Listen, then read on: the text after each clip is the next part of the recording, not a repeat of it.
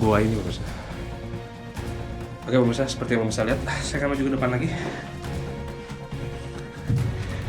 Di sini ada seperti dupa.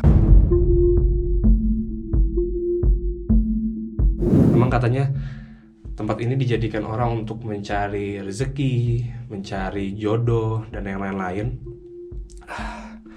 Sehingga banyak orang yang datang ritual ke sini untuk mencari itu semua. Dan kalau pemirsa lihat di bagian dalam, sepertinya saya tidak boleh masuk pemirsa ke bagian dalam lagi karena di depan sini ada dupa juga. Di bagian dalam itu ada batu-batu yang bentuknya unik pemirsa.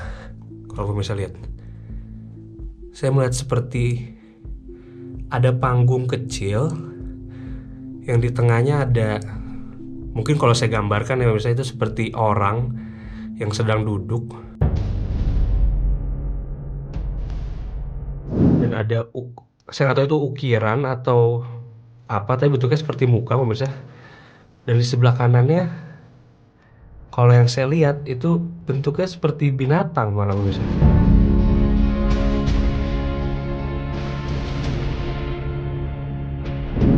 Seperti yang pemirsa lihat, di sini ada tulisan-tulisan. Kalau saya boleh baca pemirsa, seperti ada tulisan-tulisan di sini, mungkin orang-orang yang meminta rezeki ke dalam sini, mereka meninggalkan kertas yang mereka tulis sendiri berisi nama dan permintaan-permintaan mereka pemirsa.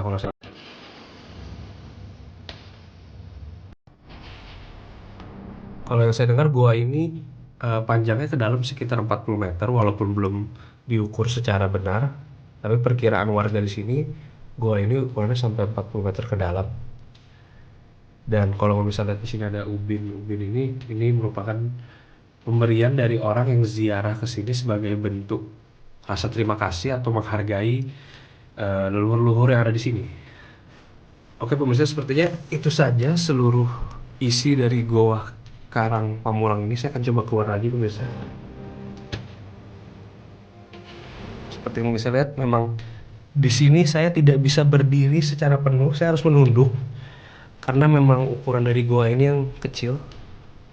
Dan banyak sekali sebenarnya ruangan-ruangan yang saya tidak mengerti fungsinya untuk apa.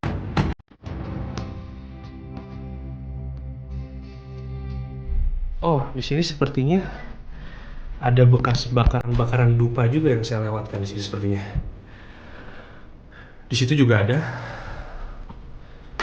Kalau bisa lihat, mungkin memang di sini juga dijadikan tempat ritual orang-orang. Ya pemirsa, kalau bisa dengar nafas saya memang terasa pengap sekali. Terasa pengap sekali di sini. Karena dari itu saya agak sulit bernafas. Oke, saya akan keluar. Dan di pintu masuk pun juga ada tempat harus menunduk. Oke dia. Oke pemirsa. Pemirsa, saya di sini ada sebuah ruangan. Saya baru sadar.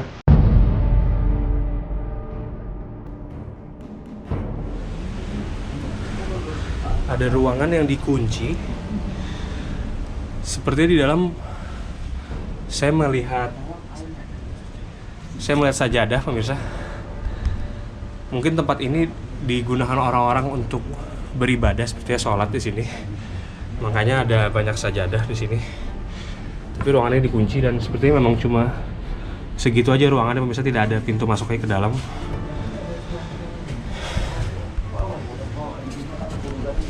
Di depan sini juga banyak karpet, mungkin digunakan untuk ibadah atau gimana tuh. Oke pemirsa, sekian merupakan eksplorasi saya di Goa Karang Pamulang ini, yang bentuknya sangat unik. Masih ada tebing di sini, masih ada pohon di atas sini. Kalau pemirsa bisa lihat, masih ada banyak sekali tanaman-tanaman, tapi di situ ada sebuah goa.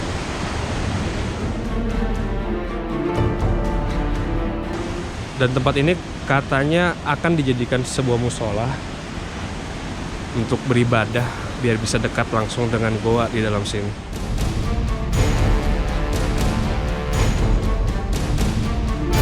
Oke, itu dia pemirsa eksplorasi saya di Goa Karang Pamulang. Dari hasil penelusuran tim konon katanya menuju ke lokasi Goa Karang Pamulang, memang diawali dengan terlihatnya keindahan pantai Pelabuhan Ratu di malam hari yang memperlihatkan tarian deburan ombak yang sedikit membuat tangga menuju goa menjadi licin.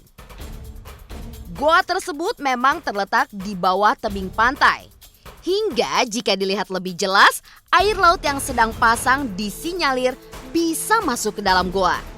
Setelah menuruni anak tangga licin, tim konon katanya memang langsung menuju ke lokasi untuk masuk ke dalam goa. Betul saja, yang terlihat kecil itu memang terlihat begitu magis dengan keberadaan batu-batu besar yang mengelilinginya. Di dalam Goa Karang Pamulang memang terdapat bilik-bilik kecil dari yang masih berpasir hingga berubin. Bahkan semakin ke dalam untuk menuju beberapa area goa, tim pun diharuskan menunduk lantaran semakin kecilnya ukuran goa tersebut. Bahkan lantaran sempit dan pengap, tim konon katanya pun sedikit merasa susah untuk bernafas karena sirkulasi udara yang semakin sedikit. Namun, meski goa tersebut terkesan sempit, yang dirasakan justru ketenangan, bukan sesuatu hal yang membuat tim merasa ketakutan ataupun merinding.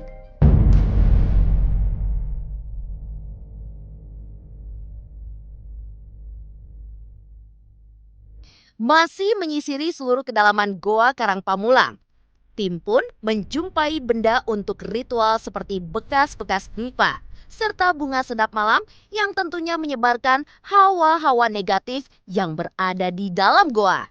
Bahkan di belakang tempat dupa-dupa bekas yang berserakan, tim pun melihat sebuah lubang kecil goa di mana di dalamnya terdapat batu-batu yang bentuknya sangat unik. Batu-batu yang berada di ujung lubang goa itu berbentuk seperti panggung kecil yang di tengahnya digambarkan seperti seseorang yang sedang duduk. Hingga batu berbentuk wajah seseorang dan binatang yang berdiri tepat berada di sebelah batu tersebut.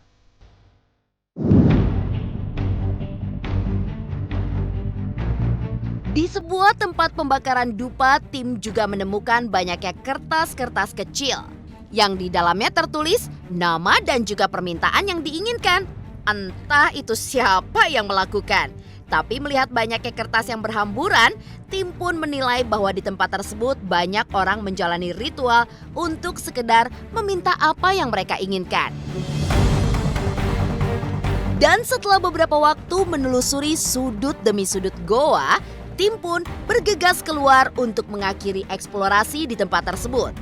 Sambil melangkahkan kaki dengan diiringi suara tokek yang cukup keras, tim pun tiba-tiba menghentikan langkahnya lantaran melihat ruangan kecil yang terkunci di mana di dalamnya dipenuhi oleh banyak sajadah.